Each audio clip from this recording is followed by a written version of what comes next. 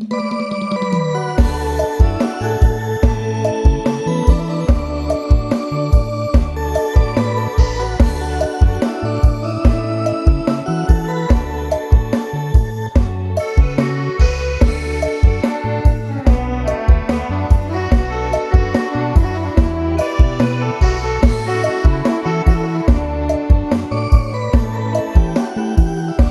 วนมนต์แห่งนี้ที่เป็นฐานที่สดใสสมแล้ววิไลกว้างไกลสุดตาภาพฝันท้องถิ่นลำเนาเยาวเหยียดที่ได้ตั้ง2 กิโลนั้นเป็นเขตมหันต์อยู่ในนครหนทางเกี่ยงงามผู้คนเที่ยวทองไปมาแม่ของคงคาบ่ดนหลับลาสู่คอนเห็นหนุ่มสาวลงลอยลิ้นลาบเด่นหยอกเย้าหน้าอ่อนสอดนกบินกับพรเมื่อยามขออีกคำคืนวันเพ็ญแสงเดือนแสงดาวส่องมาสุขอุลา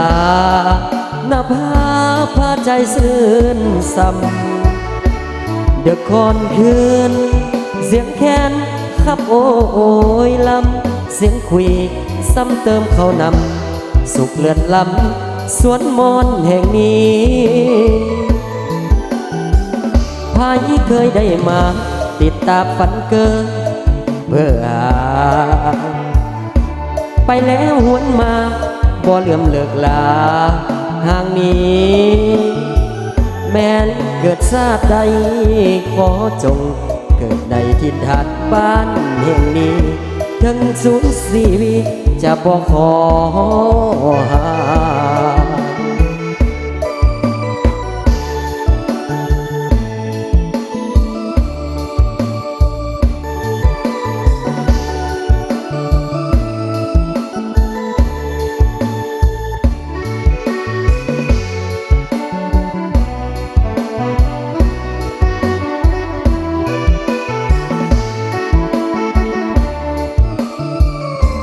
คืนวันเพ็ญ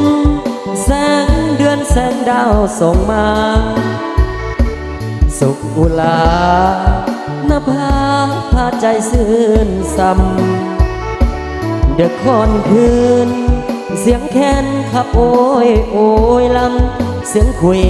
ซ้ำเติมเขานำสุขเลื่อนลำสวนมนต์แห่งนี้พายเคยได้มาติดตาฝันเกินเพื่อหา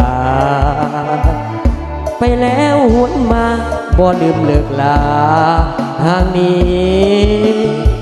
แม้นเกิดชาติใดขอจงเกิดในถิ่นฐานบ้านแห่งนี้ถึงสูญชีวิตจะบ่ขอหา